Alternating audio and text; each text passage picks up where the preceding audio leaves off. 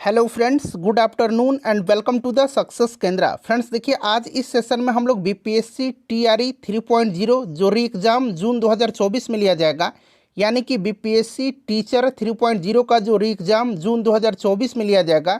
Friends उसके लिए देखिए, आप लोगों का पहले से ही डिमांड था कि वर्ल्ड हिस्ट्री के प्रश्नों को कराया जाए। तो देखिए, आज इस सेशन में हम लोग बीपीएससी टीआरई 3.0 और जो लोग बीपीएससी टीआरई 4.0 की भी तैयारी कर रहे हैं उनके लिए आज इस सेशन में हम लोग वर्ल्ड हिस्ट्री के जितने भी इम्पोर्टेंट प्रश्न जो है बीपीएससी के द्वारा टीआरई में पूछा जा चुका है, उन सभी प्रश्नों के साथ साथ कुछ महत्वपूर्ण नए प्रश्नों को भी इस सेशन में हम डिस्कस करने वाले हैं। बड़ा ही इम्पॉर्टेंट सेशन है आपके एग्जाम के दृष्टिकोण से, यानी कि बीपीएससी टीआरई 3.0 और बीपीएससी टीआरई 4.0 के लिए। देखिए, यहाँ से जो है प्रश्न लगातार पूछे जाते हैं बीपीएससी के द्वारा। इस सेशन को आप ध्यानपूर्वक ज़रूर देखिएगा। और फ्रेंड्स, अगर आप चैनल पर पहली बार विजिट कर रहे हैं और बीपीएससी टीचर भर्ती की तैयारी करना चाहते हैं तो चैनल से जुड़िए, चैनल को सब्सक्राइब करिए और जो बगल में बेल आइकन है, घंटी का निशान है, उसको भी ज़रूर दबा लीजिए, ताकि जब भी कोई भी इम्पॉर्टेंट वीडियो बीपीएससी शिक्षक भर्ती से संबंधित अपलोड किया जाए, यानी कि बीपीएससी टीआरई 3.0 से संबंधित अपलोड किया जाए, तो उसका नोटिफिकेशन सबसे पहले आपके पास पहुंच जाए। तो चलिए फ्रेंड्स, बिना देरी किए हुए सेशन आज का स्टार्ट करते हैं। एक बार सभी लोग प्लीज़ जल्दी से सेशन को लाइक कर दीजिए और इसका लिंक फटाफट किसी भी एक ग्रुप में जहाँ कहीं भी आप हैं वहाँ पर इसको शेयर कर दीजिए। तो चलिए फ्रेंड्स, सेशन आज का अब हम लोग स्टार्ट करते हैं। तो फ्रेंड्स, जैसे मैंने आपको बताया है कि आज इस सेशन में हम लोग बीपीएससी टीआरई 3.0 री एग्ज़ाम जो जून 2024 में लिया जाएगा, यानी कि बीपीएससी टीचर 3.0 री एग्ज़ाम जो जून 2024 में लिया जाएगा। साथ ही साथ देखिए, बीपीएससी टीआरई 4.0 का भी एग्ज़ाम अगस्त 2024 में लिया जाएगा। तो उनके लिए वर्ल्ड हिस्ट्री के, यानी कि विश्व के इतिहास से संबंधित जितने भी महत्वपूर्ण प्रश्न हैं, साथ ही साथ जो प्रश्न टीआरई 1.0, 2.0 और जो 3.0 का एग्ज़ाम कैंसिल हुआ था, उनमें जितने भी वर्ल्ड हिस्ट्री के प्रश्न पूछे गए हैं उनको भी इस सेशन में हम डिस्कस करेंगे। बड़ा ही इंपॉर्टेंट सेशन है फ्रेंड्स, इसको ध्यानपूर्वक आप जरूर देखिएगा। एक बार सभी लोग फ्रेंड्स सेशन को लाइक कर दीजिए। और देखिए, इस सेशन को बनाने में 4 से 5 घंटे का मेरा महत्वपूर्ण समय लगा हुआ है। सो फ्रेंड्स, प्लीज़ सेशन को लाइक ज़रूर किया करें और इसको ज़्यादा से ज़्यादा शेयर करिएगा। चलिए स्टार्ट करते हैं। एक बार सभी लोग लाइक कर दीजिए फटाफट। यहाँ पर आप देख सकते हैं फ्रेंड्स, ये प्रश्न जो है बीपीएससी टीआरई 3.0 में ही पूछा गया है। जो एग्ज़ाम रद्द हुआ था उसमें पूछा गया है कि प्रथम विश्व युद्ध कब लड़ा गया था। बड़ा ही इंपॉर्टेंट क्वेश्चन है आपके एग्जाम के दृष्टिकोण से। आंसर सबको कमेंट करना है। और देखिए, जो भी मैं एक्सप्लेन करूंगा उसको भी ध्यानपूर्वक आप जरूर सुनेंगे। इससे क्या होगा कि एक प्रश्न के साथ साथ आपके 3 से 4 प्रश्न जो है कवर होते चलेंगे। अब यहाँ पर ध्यान दीजिएगा फ्रेंड्स, प्रथम विश्व युद्ध कब लड़ा गया था। तो देखिए, प्रथम विश्व युद्ध की शुरुआत जो है ये 1914 में हुई थी। कब हुई थी? 1914 में हुई थी। और देखिए, यह युद्ध जो है 4 वर्षों तक चला था, यानी कि 1914 से यह 1918 ईस्वी तक चला था। ठीक है ना फ्रेंड्स। और प्रथम विश्व युद्ध का तात्कालिक कारण क्या था, ये बड़ा ही महत्वपूर्ण है। बार बार एग्जाम में पूछा जाता है कि प्रथम विश्व युद्ध का तात्कालिक कारण क्या था। तो देखिए, इसका तात्कालिक कारण क्या था? ऑस्ट्रिया के राजकुमार फर्डिनेंड की बोस्निया की राजधानी सेराजेवो में हत्या थी। ठीक है ना, याद रखिएगा। और देखिए, प्रथम विश्व युद्ध में संपूर्ण विश्व जो था यह 2 खेमों में बट गया था। संपूर्ण विश्व कितने खेमों में बट गया था? तो 2 खेमों में बट गया था। एक मित्र राष्ट्र था और दूसरा धुरी राष्ट्र। देखिए, धुरी राष्ट्र का नेतृत्व जर्मनी ने किया था। धुरी राष्ट्र का नेतृत्व किसने किया था? तो धुरी राष्ट्र का नेतृत्व जर्मनी ने किया था। और इसमें शामिल अन्य देश जो थे ये ऑस्ट्रिया, हंगरी और इटली थे। उसके बाद बात करते हैं मित्र राष्ट्र की। तो देखिए, मित्र राष्ट्र में इंग्लैंड, जापान, संयुक्त राज्य अमेरिका, रसिया और फ्रांस शामिल थे। तो फ्रेंड्स, इतने सारे पॉइंट्स आप ध्यान रखिएगा। ये सारे के सारे प्रश्न जो है आपके एग्जाम में बन सकते हैं। ऑप्शन नंबर यहाँ पर सी राइट आंसर इसका हो जाएगा। चलिए, तो उसके बाद नेक्स्ट क्वेश्चन है। देखिए, ये भी प्रश्न जो है बीपीएससी टीआरई 3.0 में पूछा गया है कि इनमें से कौन पेरिस शांति सम्मेलन के बड़े 4 परिषद का सदस्य था। चलिए बताइए, इसका राइट आंसर क्या होगा? इनमें से कौन पेरिस शांति सम्मेलन के बड़े 4 परिषदों का सदस्य था। अच्छा, यहाँ पर बात आई है पेरिस शांति सम्मेलन की। तो देखिए, पेरिस शांति सम्मेलन जो है ये हुआ था कब? तो पेरिस शांति सम्मेलन हुआ था 1919 ईस्वी में। ठीक है ना, इसको आप जरूर ही ध्यान रखिएगा। और देखिए, इसमें जो 4 जो आपके परिषद थे उसमें सदस्य कौन थे, तो ग्रेट ब्रिटेन के प्रधानमंत्री लॉयड जॉर्ज थे। ग्रेट ब्रिटेन के प्रधानमंत्री थे लॉयड जॉर्ज। उसके बाद फ्रांस के कौन थे, क्लेमेंसियो थे। फ्रांस के कौन थे, याद रखिएगा, क्लेमेंसियो थे फ्रांस के, ठीक है ना।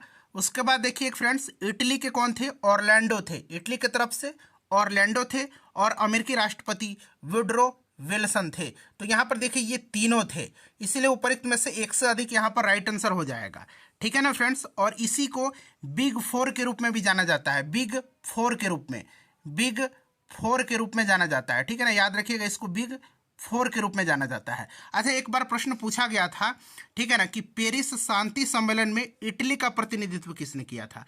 इटली का प्रतिनिधित्व ऑरलैंडो ने किया था। अच्छा, ब्रिटेन का प्रतिनिधित्व पूछा जाएगा तो लॉयड जॉर्ज ने किया था। अमेरिका का प्रतिनिधित्व किसने किया था, तो वुडरो विल्सन ने किया था। और इटली का प्रतिनिधित्व किसने किया था, तो ऑरलैंडो मैंने ही बता ही दिया आपको। फ्रांस का प्रतिनिधित्व पूछेगा तो क्लेमेंसियो ने किया था। तो ये सारे पॉइंट्स फ्रेंड्स आप ध्यान रखेंगे, ठीक है ना। चलिए अगला प्रश्न करेंगे। नेक्स्ट क्वेश्चन हमारा कि 17वीं 18वीं शताब्दी की फ्रांस की सामाजिक संरचना विभक्त थी। बताइए कितने स्टेट में जो है फ्रांस की सामाजिक संरचना विभक्त थी 17वीं 18वीं शताब्दी में। सभी लोग आंसर कमेंट करिएगा। और देखिए, इससे पहले मैंने आपको बायोलॉजी का, साइंस वाले सेक्शन में जो बायोलॉजी है, जीव विज्ञान है, उसके सारे प्रश्न 1992 से लेकर के अब तक बीपीएससी में जो प्रश्न पूछे गए हैं उनको मैंने कवर कराया हुआ है। कल ही मैंने वो वीडियो अपलोड किया है, अगर आपने नहीं देखा है तो देखिएगा, लिंक आपको डिस्क्रिप्शन बॉक्स में मिलेगा। देखिए 17वीं 18वीं शताब्दी में फ्रांस की सामाजिक संरचना विभक्त थी। बताइए राइट आंसर इसका क्या होगा। तो देखिए फ्रेंड्स, फ्रांसीसी समाज जो थी उस समय 3 वर्गों में विभाजित किया गया था इसको, जिन्हें स्टेट नाम दिया जाता था। और जिसमें पहला स्टेट जो था ये पादरी था, दूसरा स्टेट कुलीन वर्ग था, और तीसरा स्टेट जो था जिसमें शेष समाज शामिल थे, जैसे कि किसान, मध्यम वर्ग के व्यापारी, पेशेवर, ये सब शामिल थे। तो ये 3 स्टेट यहाँ पर राइट आंसर इसका हो जाएगा। चलिए उसके बाद नेक्स्ट क्वेश्चन कर लेंगे कि जर्मनी में नाजी यूथ लीग का गठन कब किया गया था। जर्मनी में नाजी यूथ लीग का गठन जो है कब किया गया था। चलिए बताइएगा इसका राइट आंसर फ्रेंड्स क्या होगा। जर्मनी में नाजी यूथ लीग का गठन जो है कब किया गया था। आंसर सभी लोग कमेंट करिए, राइट आंसर इसका क्या होगा बताइए। तो देखिए फ्रेंड्स, जर्मनी में जो है नाजी यूथ लीग का गठन किया गया था 1922 में किया गया था। कब किया गया था, 1922 ईस्वी में किया गया था। ऑप्शन नंबर यहाँ पर सी राइट आंसर इसका हो जाएगा। जर्मनी में जो नाजीवाद का उदय हुआ था, देखिए फ्रेंड्स इसके बारे में हम आगे डिटेल में चर्चा करेंगे, ठीक है ना। इसको हम लोग आगे डिटेल में चर्चा करेंगे। वैसे आपको पता होगा कि 1920 ईस्वी में, याद रखिएगा ये प्रश्न बन भी सकता है कि 1920 ईस्वी में हिटलर ने नेशनल सोशलिस्ट पार्टी, जिसका नाम नाजी पार्टी भी था, नाजी दल भी था, उसकी स्थापना किया गया था हिटलर के नेतृत्व में। तो ये भी प्रश्न बन सकता है। और नाजी यूथ लीग का गठन किया गया था 1922 में, ठीक है ना। चलिए आगे बढ़ेंगे, नेक्स्ट क्वेश्चन कर लेंगे फ्रेंड्स। सेशन पसंद आ रहा है तो प्लीज इसको लाइक जरूर कर दें।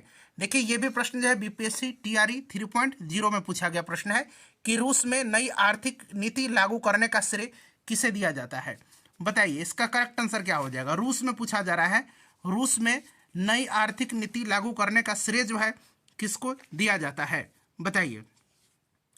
तो देखिए फ्रेंड्स 1921 में, ये सन आप याद रखिएगा, 1921 ईस्वी में जो है लेनिन ने, किसने, लेनिन ने जो है रूस में नई आर्थिक नीति को लागू किया था।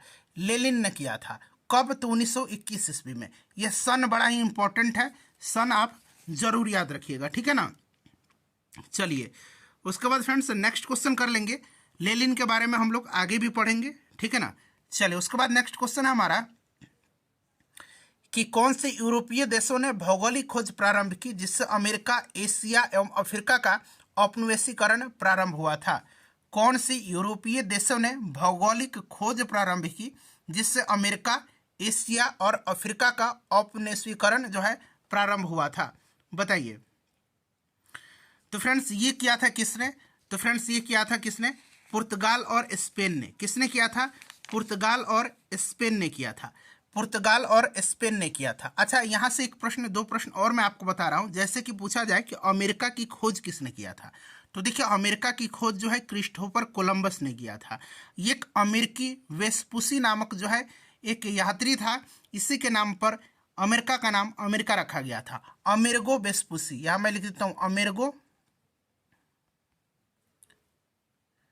वेस्पुसिया इटली का था और इसी के नाम पर जो है अमेरिका का नाम अमेरिका रखा गया था। अच्छा, प्रशांत महासागर का नामकरण जो है किसने किया था? तो प्रशांत महासागर का नामकरण जो है ये मैगलन ने किया था। और मैगलन ने ही संपूर्ण विश्व का चक्कर भी लगाया था और समुद्री मार्ग से संपूर्ण विश्व का चक्कर लगाने वाला यह प्रथम व्यक्ति था मैगलन। तो ये सारे पॉइंट्स आपको ध्यान रखना है, ठीक है। चलिए फ्रेंड्स, नेक्स्ट क्वेश्चन करेंगे कि बोस्टन टी पार्टी की घटना कब हुई थी। बोस्टन टी पार्टी, हिंदी में इसको बोलेंगे बोस्टन की चाय पार्टी, यह घटना कब हुई थी? देखिए यहाँ पर ध्यान दीजिएगा, बोस्टन टी पार्टी की जो घटना है ना, यह अमेरिकी स्वतंत्रता संग्राम का तात्कालिक कारण है। अच्छा, प्रश्न बनेगा कि अमेरिकी स्वतंत्रता संग्राम का तात्कालिक कारण क्या है? तो बोस्टन टी पार्टी है, याद रखिएगा। और यह घटना हुई थी 1773 में हुई थी और इसी घटना से अमेरिका का स्वतंत्रता संग्राम प्रारंभ हुआ था। इस घटना का नायक कौन था? इस घटना का नायक का भी नाम पूछा जाएगा, तो याद रखिएगा इस घटना का नायक जो था यह सैमुअल एडम्स था। कौन था? सैमुअल एडम्स था, ठीक है ना।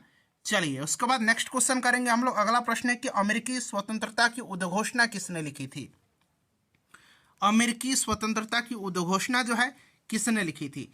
चलिए बताइए इसका राइट आंसर क्या होगा फ्रेंड्स। तो फ्रेंड्स देखिए, अमेरिकी स्वतंत्रता की उद्घोषणा जो है इसको लिखा था थॉमस जेफरसन ने।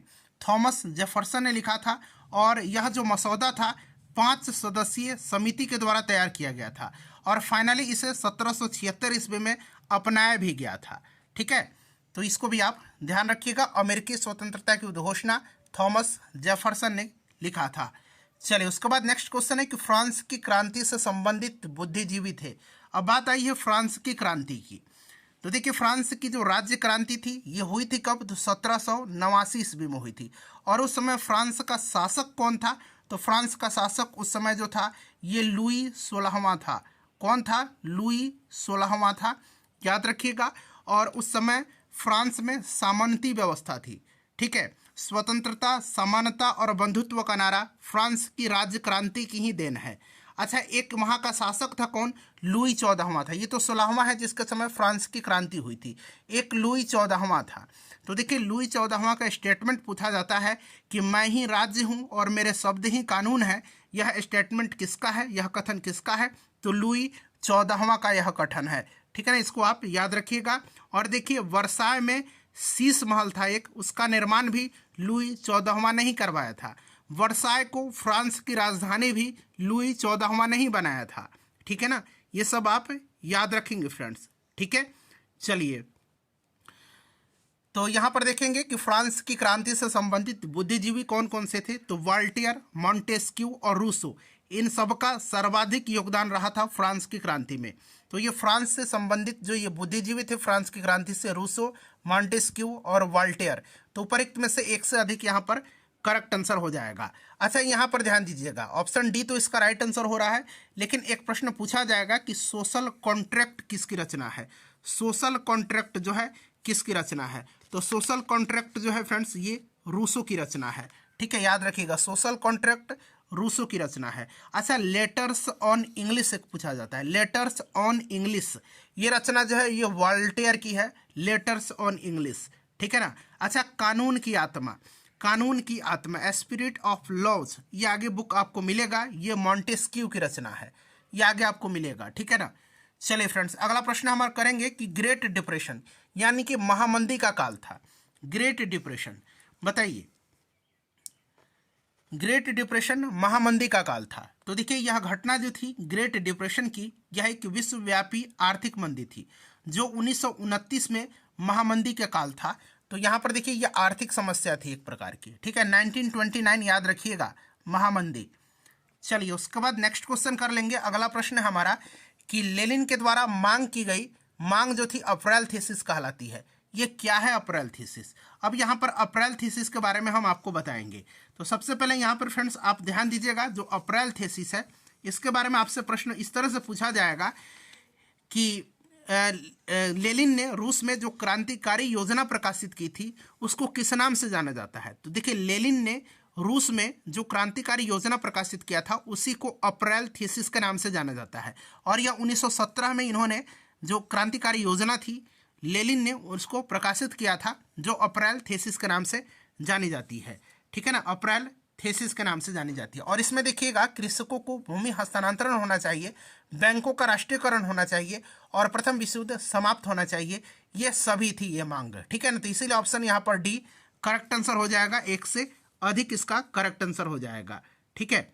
अच्छा, 1917 में जो रूसी क्रांति हुई थी, रूस की क्रांति 1917 में हुई थी, इसे भी आप ध्यान रखेंगे। तो 1917 में जो रूसी क्रांति हुई थी उसका तात्कालिक कारण क्या था, यह प्रश्न बनेगा। तो इसका तात्कालिक कारण था प्रथम विश्व युद्ध में रूस की पराजय। ठीक है ना। चलिए नेक्स्ट क्वेश्चन हमारा कि निम्न में से कौन सी, थोड़ा सा छोटा कर देता हूं ताकि पूरा ये स्क्रीन पर एडजस्ट हो जाए। निम्न में से कौन सी सिविल कोड 1804 या नेपोलियन कोड से संबंधित महत्वपूर्ण विशेषता है। अच्छा, बात यहाँ पर नेपोलियन कोड की आई है, थोड़ा सा इसके बारे में जानिएगा। देखिए नेपोलियन कोड क्या था, तो यह नेपोलियन के कानूनों का एक संग्रह था। नेपोलियन ने कानूनों का एक संग्रह तैयार करवाया था जिसे नेपोलियन कोड कहा जाता था, या सिविल कोड 1804। 1804 ये आप याद रखिएगा। देखिए 1804 की जो नागरिक संहिता है, जिसको कि नेपोलियन कोड के भी नाम से जाना जाता है, यह मूल रूप से कानून के समक्ष समानता की अवधारणा को परिभाषित करता है और यह संपत्ति के अधिकार को सुरक्षा भी देता है। और इस अधिनियम ने जो है जन्म के आधार पर सभी जो विशेषाधिकार थे उसको समाप्त कर दिया था।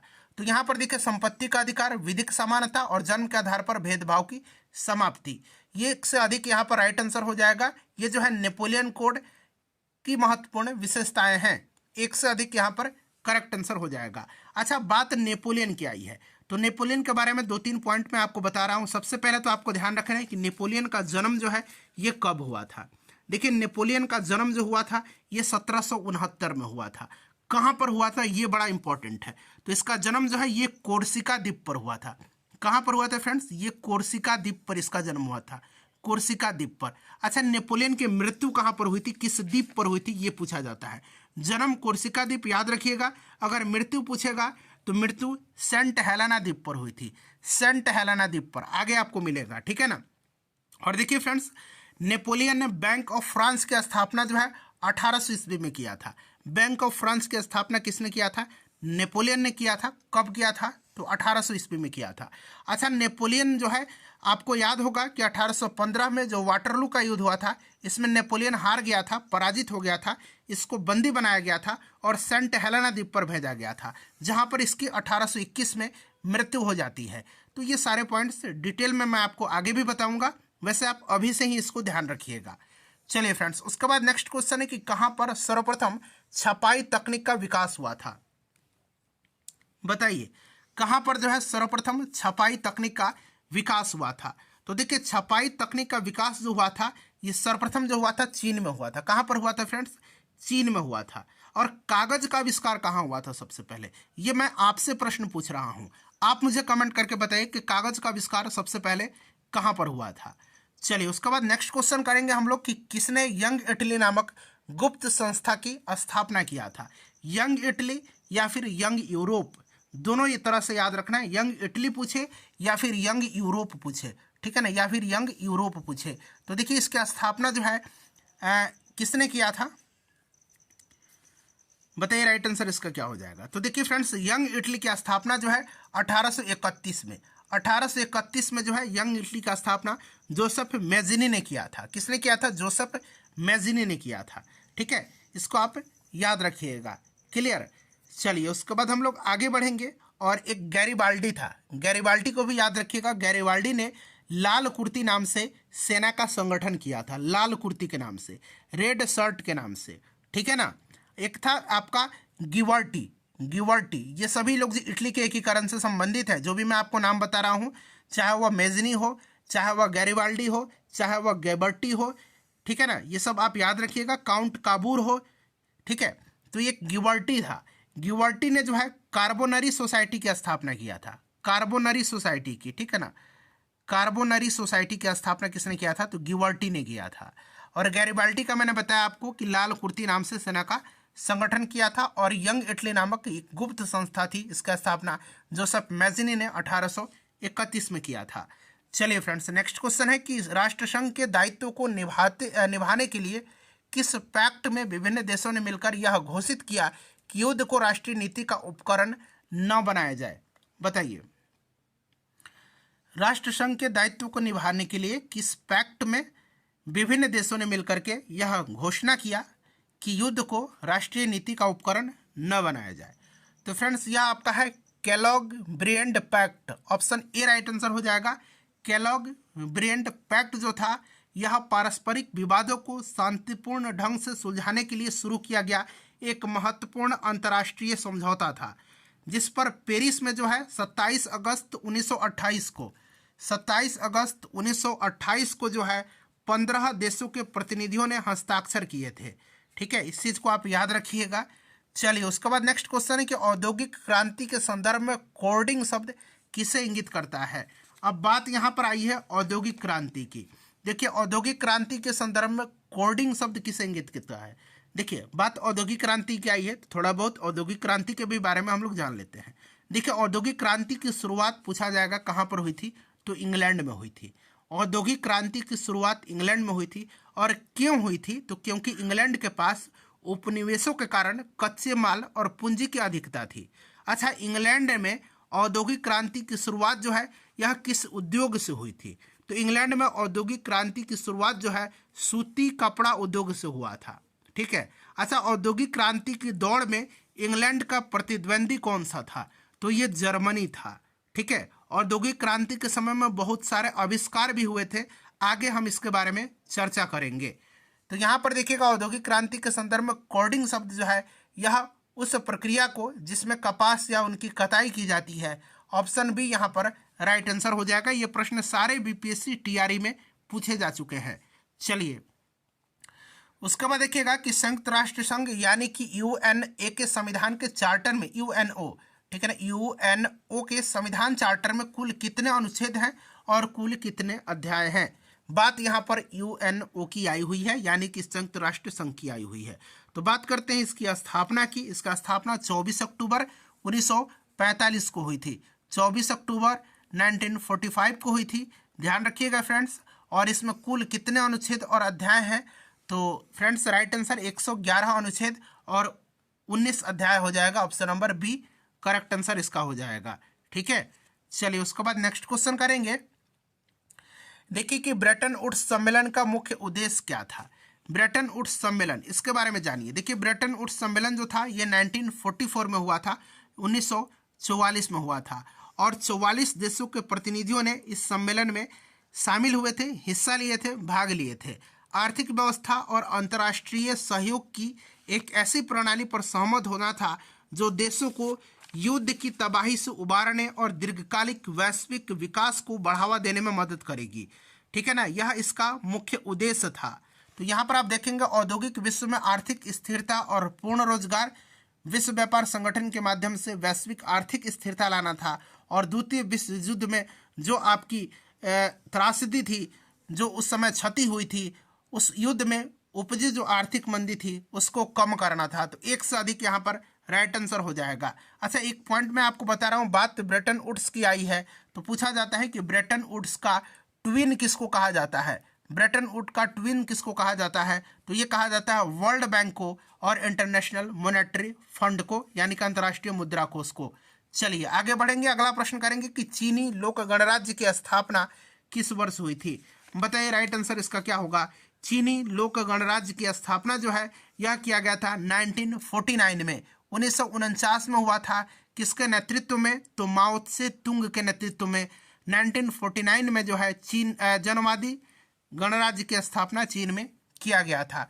तो 1949 ऑप्शन में नहीं है, उपयुक्त में से कोई नहीं, इसका राइट आंसर हो जाएगा। अच्छा, अगर आपसे पूछा जाए कि चीन का जो है राष्ट्रपिता किसको कहा जाता है, तो चीन का राष्ट्रपिता डॉक्टर sun यat-sen को कहा जाता है। ठीक है ना, डॉक्टर sun यat-sen को चीन का राष्ट्रपिता कहा जाता है। ठीक है ना, चीन को एशिया का मरीज भी कहा जाता है।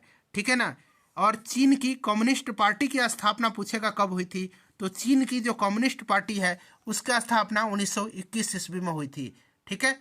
चलिए देखिए, औद्योगिक क्रांति के उत्थान में किस कारक ने सहायक भूमिका निभाई थी? किस कारक ने सहायक भूमिका निभाई थी? तो देखिए ये कृषि क्रांति थी, पूंजी और जो नई टेक्नोलॉजीज थी, नई जो प्रौद्योगिकी थी, क्योंकि इस समय देखिएगा फ्लाइंग शटल का आविष्कार हुआ था, फ्लाइंग शटल का आविष्कार हुआ था। साथ ही साथ देखिए स्पिनिंग म्यूल का आविष्कार हुआ था, स्पिनिंग जेनी का आविष्कार हुआ था।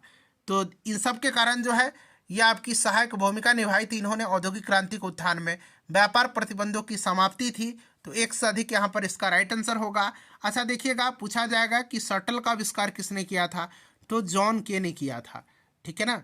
और देखिए स्पिनिंग जेनी का आविष्कार पूछेगा तो जेम्स हारग्रीव्स ने किया था, और एक पानी से चलने वाला स्पिनिंग जेनी था, इसका आविष्कार रिचर्ड आर्कराइट ने किया था।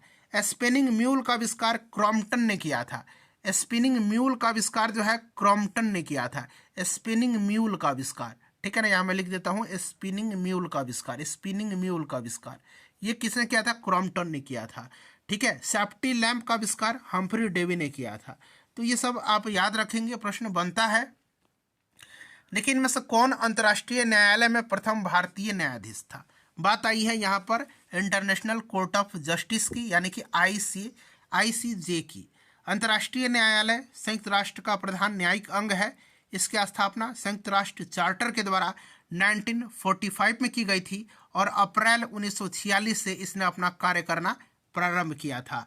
इसका headquarter piece palace the Hague में है, नीदरलैंड में, ठीक है ना, द हेग में नीदरलैंड में है।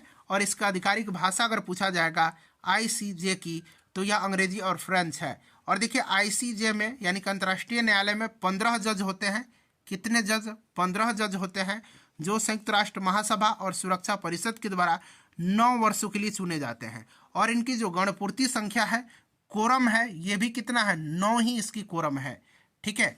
इसमें से कौन अंतर्राष्ट्रीय न्यायालय में प्रथम भारतीय न्यायाधीश थे?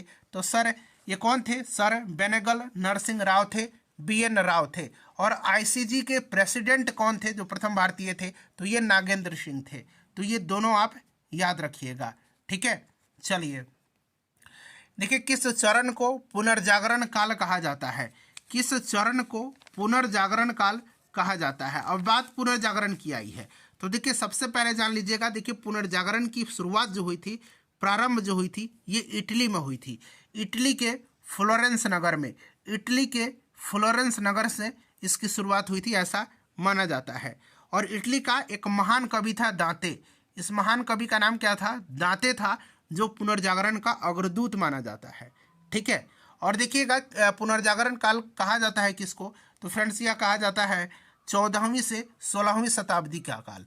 ऑप्शन नंबर यहाँ पर C राइट आंसर हो जाएगा, ठीक है, याद रखिएगा। और देखिए ये जो पुनर्जागरण काल था, उसमें Leonardo da Vinci, Michael Angelo और राफेल, देखिए Leonardo da Vinci, Michael Angelo और राफेल, ठीक है ना, याद रखिएगा।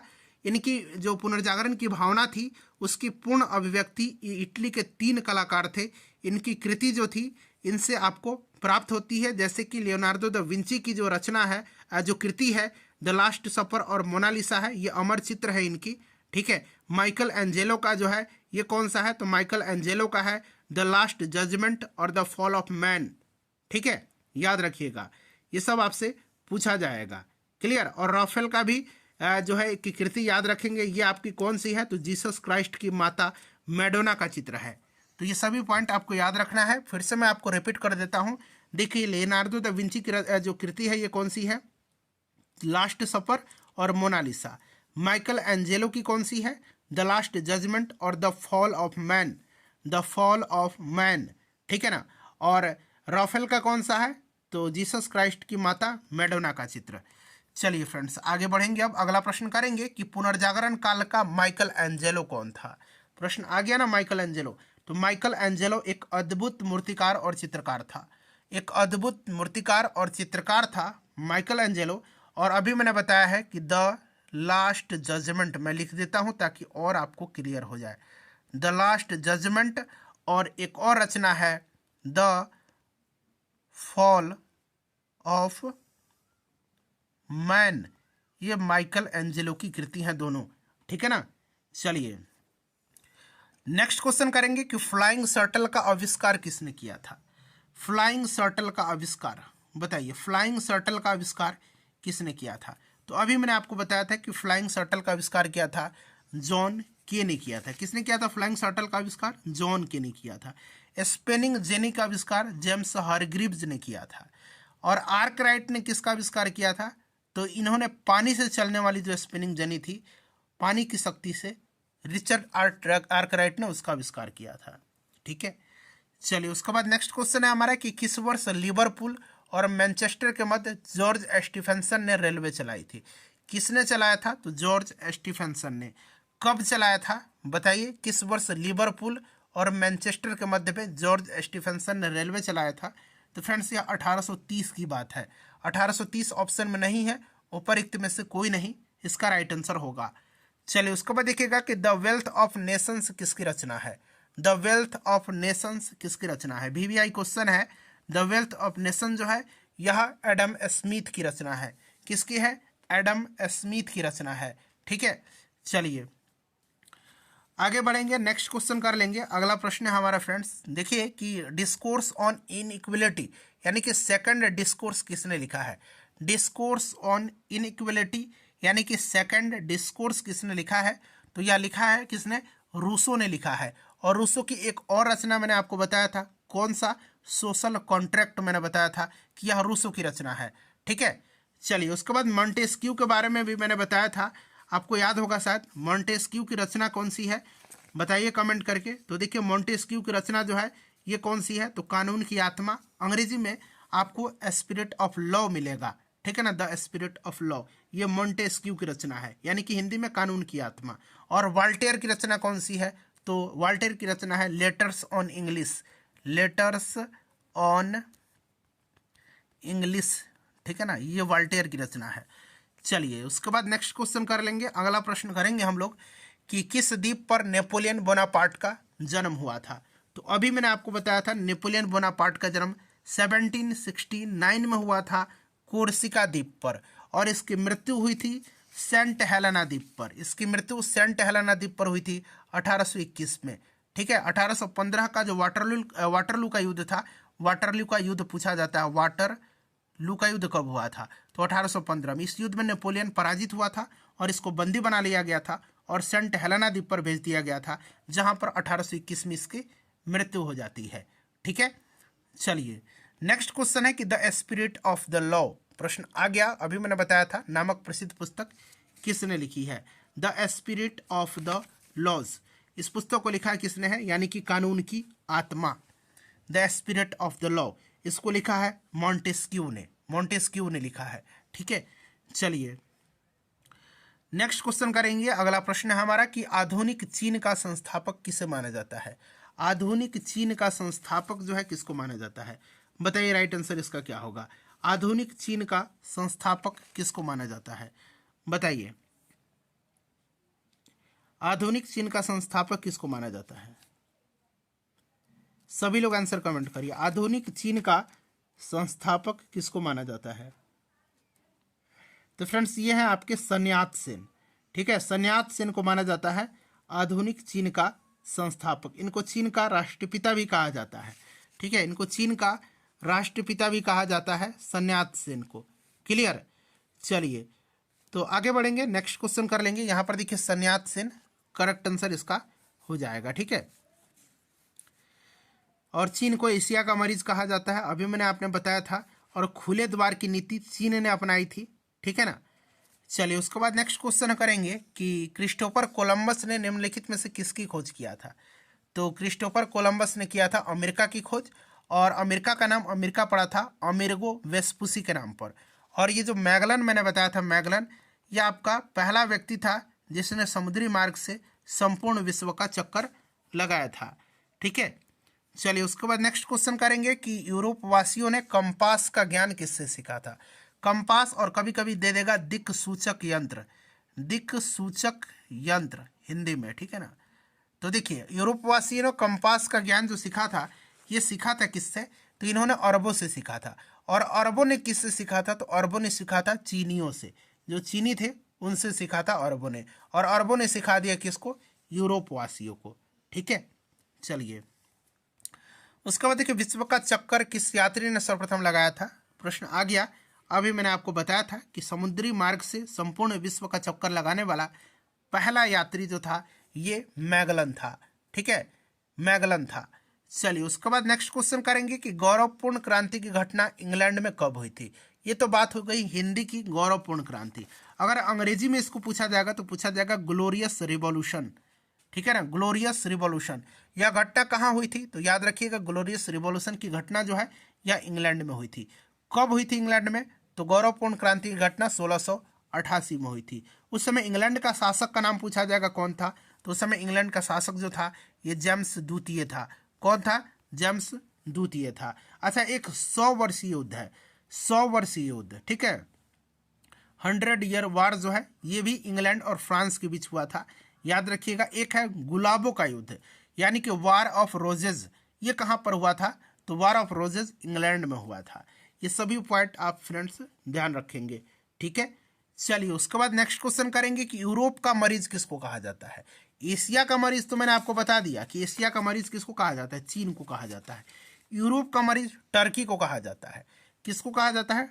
टर्की को कहा जाता है। ठीक है, चलिए उसके बाद देखिए यंग यूरोप का संस्थापक कौन था। यंग यूरोप और यंग इटली मैंने बताया था आपको, इसकी स्थापना जोसेफ मैज़िनी ने किया था। तो यहां पर देखिए मैज़िनी है। ठीक है ना। चलिए लाल कुर्ती का गठन किसने किया था तो मैंने बताया था कि लाल कुर्ती का गठन जो है, लाल कुर्ती नाम से सेना का संगठन किसने किया था तो ये गैरीबाल्डी ने किया था। ठीक है, गैरीबाल्डी ने किया था। यहाँ पर देखिए काउंट काबूर, काउंट काबूर ने इटली का एकीकरण 1871 में काउंट काबूर ने किया था। ठीक है, और इटली का एकीकरण का जनक अगर पूछा जाएगा कि किसको माना जाता है तो इटली के एकीकरण का जनक जोसेफ मैज़िनी को माना जाता है। बट इटली का एकीकरण 1871 में काउंट काबूर ने किया था। ठीक है, चलिए अच्छा, एक स्टेटमेंट जोसेफ मैज़िनी का है, याद रखिएगा। यदि समाज में क्रांति लानी हो तो क्रांति का नेतृत्व जो है नव युवकों के हाथ में दे दो। यह स्टेटमेंट किसका है तो जोसेफ मैज़िनी का है। ठीक है ना, इसे भी आप याद रखिएगा। चलिए उसके बाद नेक्स्ट क्वेश्चन है हमारा कि विलियम प्रथम कहाँ का शासक था। विलियम प्रथम जो था ये कहाँ का शासक था तो विलियम प्रथम जो था फ्रेंड्स ये प्रसा का शासक था। कहाँ का शासक था? विलियम प्रथम प्रसा का शासक था। और 1871 में याद रखिएगा, 1871 में वर्साय में हुए एक समारोह में प्रसा का जो शासक था विलियम प्रथम, इसको जर्मनी का सम्राट घोषित किया गया था। कब? तो 1871 में। ये भी आप ध्यान रखिएगा। चलिए देखिए किसने कहा था कि फ्रांस जब छींकता है तो बाकी यूरोप को सर्दी जुकाम हो जाता है। यह स्टेटमेंट किसका है कि फ्रांस जब छींकता है तो बाकी यूरोप को सर्दी जुकाम हो जाता है। यह स्टेटमेंट मेटरनिख का है। किसका है? मेटरनिख का यह स्टेटमेंट है। चलिए उसके बाद देखिएगा कि चार्टिस्ट आंदोलन कहाँ हुआ था। बड़ा ही इंपॉर्टेंट क्वेश्चन है चार्टिस्ट आंदोलन। देखिए चार्टिस्ट आंदोलन जो है ये हुआ था इंग्लैंड में 1838 में। ध्यान रखिएगा 1838 में जो है इसकी शुरुआत इंग्लैंड में हुई थी। और चूंकि जो वहाँ पर श्रमिक वर्ग था इसी के द्वारा इस आंदोलन को चलाया गया था, इसीलिए इसको चार्टिस्ट आंदोलन कहा गया था। और देखिए फ्रेंड्स यह आंदोलन विश्व के श्रमिक वर्ग का पहला विशाल आंदोलन था और इसकी शुरुआत जो है लंदन श्रमिक संघ ने किया था। ठीक है, चलिए तो इंग्लैंड यहाँ पर राइट आंसर इसका हो जाएगा। उसके बाद देखिएगा कि जर्मन राइन राज्य का निर्माण किसने किया था। जर्मन राइन राज्य का निर्माण किसने किया था बताइए। तो जर्मन राइन राज्य का निर्माण जो है नेपोलियन बोनापार्ट ने किया था। और उस समय जो था यह राइन नदी के कुछ हिस्सों के आसपास का एरिया था। और नेपोलियन ने अपने विजय के दौरान जो है विभिन्न जर्मन राज्यों को राइन संघ के अंतर्गत संगठित किया था, जिससे जर्मन राज्यों को एक साथ रहने का एहसास हुआ। और इससे क्या हुआ कि जर्मनी में राष्ट्रीय एकता की भावना का प्रसार हुआ था। तो यहाँ पर देखिए नेपोलियन बोनापार्ट राइट आंसर इसका हो जाएगा। चलिए उसके बाद देखिए नेपोलियन बोनापार्ट ने स्वयं को फ्रांस का सम्राट किस वर्ष घोषित किया था। नेपोलियन बोनापार्ट ने फ्रांस का सम्राट स्वयं को किस वर्ष घोषित किया था तो देखिए इसने कब किया था तो 1804 में जो है नेपोलियन फ्रांस का सम्राट बना था 1804 में। ठीक है ना। और नेपोलियन ने ही सर्वप्रथम जो है इंग्लैंड को बनियों का देश कहा था। नेपोलियन को आधुनिक फ्रांस का निर्माता भी माना जाता है। नेपोलियन ने जो है बैंक ऑफ फ्रांस की स्थापना किया था 1800 ईस्वी में। ये सभी पॉइंट आप ध्यान रखिएगा। ठीक है, चलिए उसके बाद नेक्स्ट क्वेश्चन है कि फ्रांस की राज्य क्रांति 1789 ईस्वी में किसके शासनकाल में हुई थी। मैंने अभी आपको बताया था स्टार्टिंग में ही कि फ्रांस की राज्य क्रांति 1789 में हुई थी और उस समय फ्रांस का शासक लुई 16वां था। कौन था? लुई 16वां था। ठीक है ना। और समानता, स्वतंत्रता और बंधुत्व का नारा फ्रांस की राज्य क्रांति की देन है। ठीक है। चलिए उसके बाद देखिएगा कि लेटर्स ऑन इंग्लिश किसकी रचना है। लेटर्स ऑन इंग्लिश जो है यह वाल्टेयर की रचना है। किसकी है? वाल्टेयर की रचना है। लेटर्स ऑन इंग्लिश किसकी रचना है? तो वाल्टेयर की रचना है। ठीक है। चलिए फ्रेंड्स उसके बाद नेक्स्ट क्वेश्चन है कि लेनिन ने नई आर्थिक नीति की स्थापना कब किया था। मैंने आपको बताया था कि लेनिन ने नई आर्थिक नीति की स्थापना जो है यह कब किया था। तो फ्रेंड्स 1921 में, 1921 में जो है लेनिन ने रूस में नई आर्थिक नीति लागू किया था। 1921 राइट आंसर इसका हो जाएगा। क्लियर। चलिए और आधुनिक रूस का निर्माता स्टालिन को माना जाता है। आधुनिक फ्रांस का निर्माता अभी मैंने आपको बताया था किसको माना जाता है। नेपोलियन को आधुनिक फ्रांस का निर्माता माना जाता है और आधुनिक रूस का निर्माता स्टालिन को माना जाता है। इस चीज को आप याद रखिएगा, बड़ा ही इंपॉर्टेंट क्वेश्चन है। ठीक है। चलिए उसके बाद नेक्स्ट क्वेश्चन कर लेंगे। अगला प्रश्न है हमारा कि सोशल कॉन्ट्रैक्ट किसकी रचना है। सोशल कॉन्ट्रैक्ट जो है यह किसकी रचना है। सोशल कॉन्ट्रैक्ट रूसो की रचना है। ठीक है ना। रूसो की रचना है सोशल कॉन्ट्रैक्ट। और टॉल्स्टॉय की रचना क्या है? वार एंड पीस जो है ये टॉल्स्टॉय की रचना है। War and piece, Leo Tolstoy की रचना है वार एंड पीस। ठीक है ना। इसको आप याद रखिएगा। चलिए उसके बाद आगे बढ़ेंगे। नेक्स्ट क्वेश्चन कर लेंगे हम लोग। देखिए आ गया वार एंड पीस किसकी रचना है। तो लियो टॉल्स्टॉय की रचना है। चलिए उसके बाद अगला प्रश्न है कि 1917 की बोल्शेविक क्रांति का नेतृत्व किसने किया था। 1917 की बोल्शेविक क्रांति का नेतृत्व किसने किया था, बताइए इसका राइट आंसर क्या हो जाएगा। तो देखिए 1917 की बोल्शेविक क्रांति का नेता कौन था? लेनिन था। लेनिन ने नेतृत्व किया था। ठीक है ना। लेनिन राइट आंसर हो जाएगा। याद रखिएगा, बड़ा ही इंपॉर्टेंट क्वेश्चन है यह। चलिए और आधुनिक रूस का निर्माता किसको माना जाता है। तो स्टालिन को माना जाता है। अभी मैंने आपको थोड़ी देर पहले बताया भी था। चलिए उसके बाद नेक्स्ट क्वेश्चन करेंगे कि लाल सेना का गठन किसने किया था। लाल सेना का गठन जो है किसने किया था। लाल सेना का गठन संगठन किया था किसने। तो ये ट्राटस्की ने किया था। ट्राटस्की ने किया था लाल सेना का गठन। ठीक है, इसको आप याद रखिएगा, ट्राटस्की ने किया था। चलिए उसके बाद देखिए कि निहिलिस्ट आंदोलन कहाँ शुरू हुआ था। निहिलिस्ट आंदोलन जो है ये शुरू कहाँ पर हुआ था। तो निहिलिस्ट आंदोलन शुरू हुआ था रसिया में। कहाँ पर हुआ था? रूस में निहिलिस्ट आंदोलन हुआ था। नेक्स्ट क्वेश्चन है हमारा कि वैज्ञानिक समाजवाद का संस्थापक किसको माना जाता है। वैज्ञानिक समाजवाद का संस्थापक किसको माना जाता है। तो फ्रेंड कार्ल मार्क्स को माना जाता है। कार्ल मार्क्स राइट आंसर हो जाएगा। अच्छा, कार्ल मार्क्स का नारा आपको याद होगा, क्या था नारा इनका? कार्ल मार्क्स का नारा तो आपको याद होगा, दुनिया के मजदूरों एक हो। यह नारा कार्ल मार्क्स का है। कार्ल मार्क्स ने जो है दास कैपिटल और कम्युनिस्ट मैनिफेस्टो नामक पुस्तक लिखी थी। दास कैपिटल और कम्युनिस्ट मैनिफेस्टो के। ठीक है ना, इसको आप याद रखिएगा।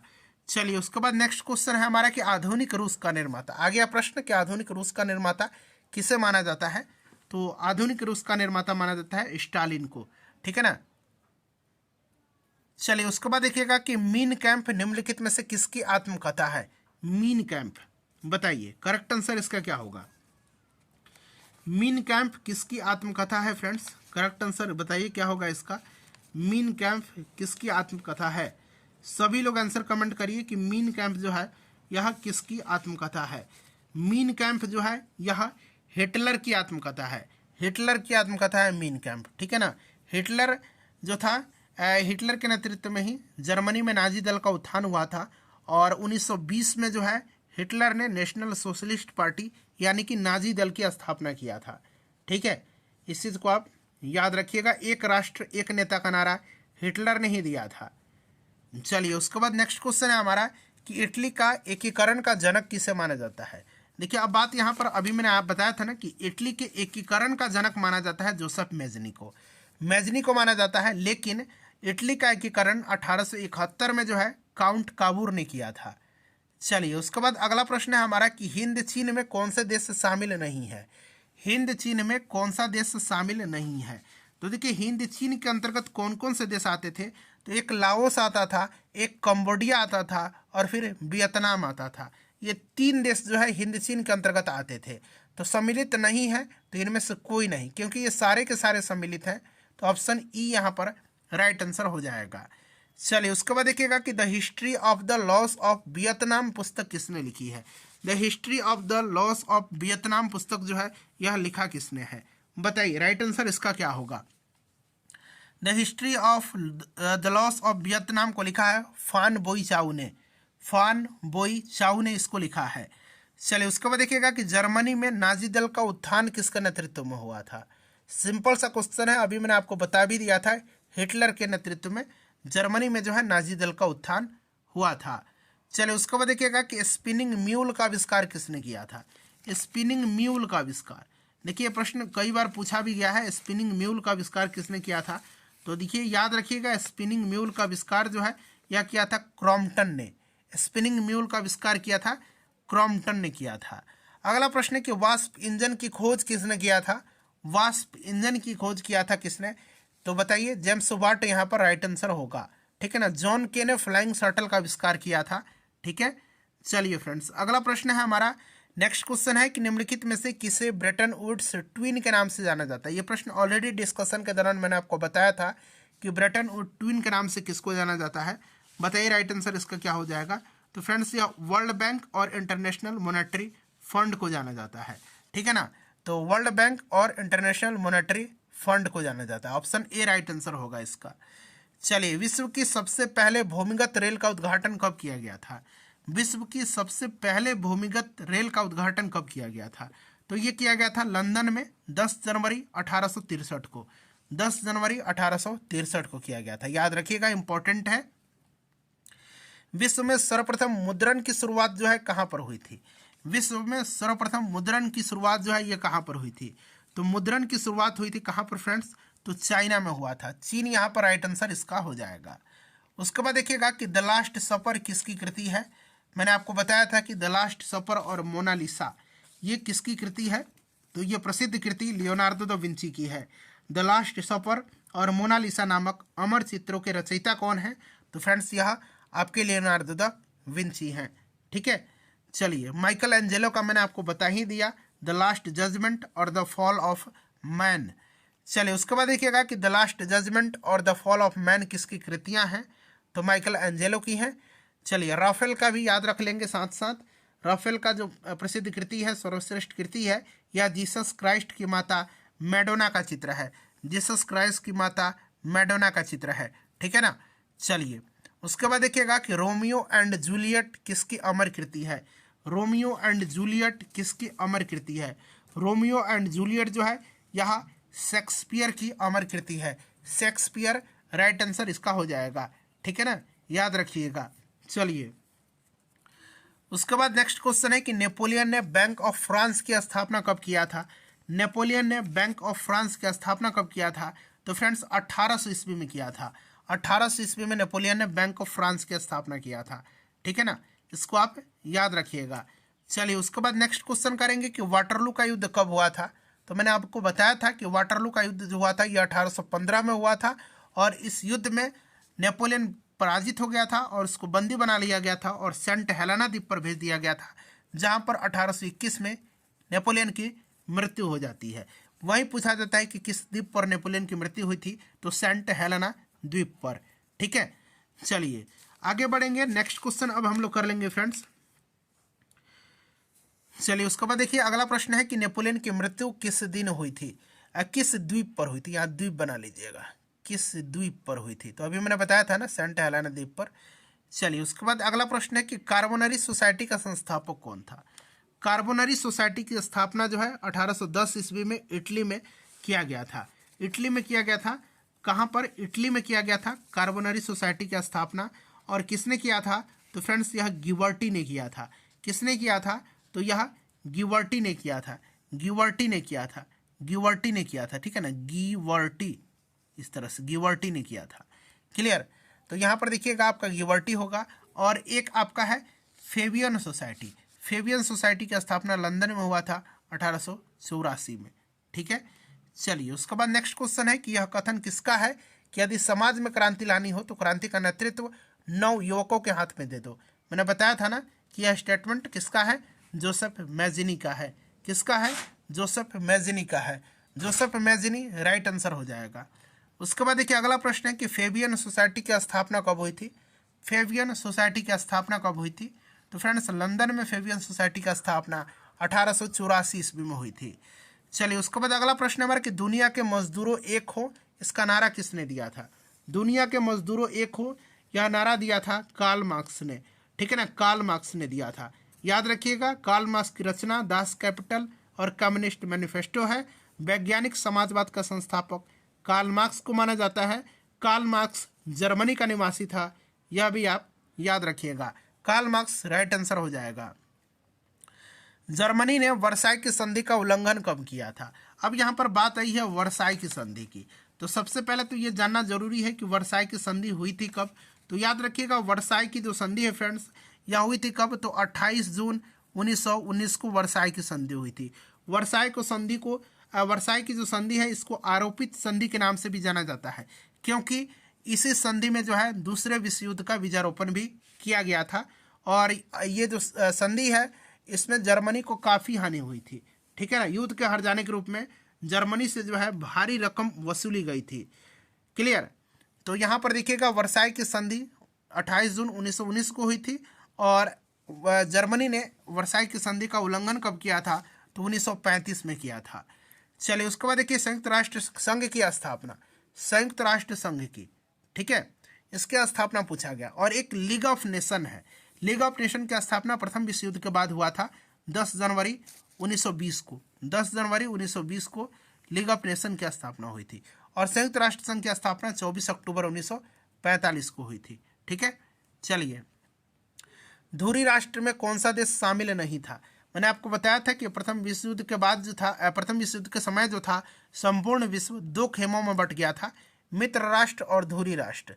देखिए इसी धुरी राष्ट्र में जो है इसका नेतृत्व जर्मनी ने किया था और इसमें जो शामिल अन्य देश थे उसमें ऑस्ट्रिया था, उसके बाद आपका हंगरी था, फिर उसके बाद आपका इटली था और जर्मनी खुद नेतृत्व कर रहा था। तो इनमें से कोई नहीं राइट आंसर हो जाएगा क्योंकि सभी के सभी शामिल थे। ठीक है ना। चलिए उसके बाद देखिएगा कि प्रथम विश्व युद्ध का तात्कालिक कारण क्या था। मैंने बताया था प्रथम विश्व युद्ध का तात्कालिक कारण ऑस्ट्रिया के राजकुमार फर्डिनेंड की बोस्निया की राजधानी सेराजो में हत्या। ठीक है, तो फर्डिनेंड की सेराजो में हत्या, ऑप्शन नंबर यहाँ पर बी करेक्ट आंसर इसका हो जाएगा। ठीक है फ्रेंड्स, इसको आप याद रखिएगा। चलिए उसके बाद देखिएगा अगला प्रश्न कि अमेरिका प्रथम विश्व युद्ध में कब शामिल हुआ था। अमेरिका प्रथम विश्व युद्ध में शामिल कब हुआ था? अच्छा, अगर पूछा जाए कि प्रथम विश्व युद्ध के समय अमेरिका का राष्ट्रपति कौन था, तो प्रथम विश्व युद्ध के समय अमेरिका का राष्ट्रपति जो थे ये वुडरो विल्सन थे। कौन थे? वुडरो विल्सन थे। और अमेरिका प्रथम विश्व युद्ध में शामिल कब हुआ था? तो अमेरिका प्रथम विश्व युद्ध में शामिल हुआ था 1917 को, 1917 में। ठीक है ना, तो ऑप्शन नंबर यहाँ पर सी राइट आंसर इसका हो जाएगा। चलिए, मैं ही राज्य हूँ और मेरे शब्द ही कानून है, यह कथन किसका है? मैंने आपको बताया था ये स्टेटमेंट जो है किसका है, तो ये फ्रांस की क्रांति से संबंधित स्टेटमेंट है और यह नारा दिया था मैं ही राज्य हूँ और मेरे शब्द ही कानून है, लुई 14वां ने, लुई 14वां ने। ठीक है ना। चलिए उसके बाद देखिएगा कि आधुनिक फ्रांस का निर्माता किसको माना जाता है। आधुनिक फ्रांस का निर्माता माना जाता है नेपोलियन को और आधुनिक रूस का निर्माता स्टालिन को माना जाता है। ठीक है ना। चलिए उसके बाद नेक्स्ट क्वेश्चन है कि प्रतिनिधित्व नहीं तो कर नहीं किस आंदोलन का नारा है? प्रतिनिधित्व नहीं तो कर नहीं, यह किस आंदोलन का नारा है? बताइए राइट आंसर इसका क्या हो जाएगा। तो अमेरिकी स्वतंत्रता संग्राम के दौरान अमेरिका वासियों का यह नारा था कि प्रतिनिधित्व नहीं तो कर नहीं। तो यह अमेरिकी स्वतंत्रता संग्राम यहाँ पर राइट आंसर हो जाएगा। चलिए, साम्यवादी शासन का पहला प्रयोग कहाँ पर हुआ था? साम्यवादी शासन का पहला प्रयोग कहाँ हुआ था? तो फ्रेंड्स यह रसिया में हुआ था साम्यवादी शासन का पहला प्रयोग। चलिए अगला प्रश्न करेंगे कि 1917 ईस्वी में कौन सा देश प्रथम विश्व युद्ध से अलग हो गया था? 1917 में कौन सा देश प्रथम विश्व युद्ध से अलग हो गया था? तो अलग हो गया था रूस ने। रूस जो है प्रथम विश्व युद्ध से 1917 में अलग हो गया था। ठीक है, चलिए तो यहाँ पर रूस राइट आंसर इसका हो जाएगा। उसके बाद चलिएगा कि वर्साई की संधि से सर्वाधिक क्षति किस देश को हुई थी? सर्वाधिक क्षति हुआ था जर्मनी को वर्साई की संधि के बारे में अभी मैंने आपको बताया भी है। चलिए उसके बाद देखिएगा कि केप ऑफ गुड होप की खोज किसने किया था। केप ऑफ गुड होप की खोज किया था बार्थोलोम्यू डियाज ने, ठीक है ना। अच्छा, वास्को डी गामा भारत कब आया था। वास्को डी गामा भारत पहुंचा था 1498 में। चलिए उसके बाद अगला प्रश्न है हमारा कि लीग ऑफ नेशन की स्थापना कब हुई थी। तो फ्रेंड्स अभी मैंने आपको बताया था कि प्रथम विश्व युद्ध के बाद लीग ऑफ नेशन की स्थापना हुई थी 10 जनवरी 1920 को। 10 जनवरी 1920 को, तो ये 10 जनवरी 1920 आप एग्जैक्ट याद रखिएगा, ठीक है ना फ्रेंड्स। तो ये जितने भी वर्ल्ड हिस्ट्री के इंपॉर्टेंट क्वेश्चन थे, साथ ही साथ ये जो प्रश्न बीपीएससी टीआरई में अब तक पूछे गए हैं उनको मैंने कवर करा दिया आपको। फ्रेंड्स सेशन को लाइक कर दीजिए और प्लीज़ फ्रेंड्स इसको किसी भी एक ग्रुप में शेयर कर दीजिए।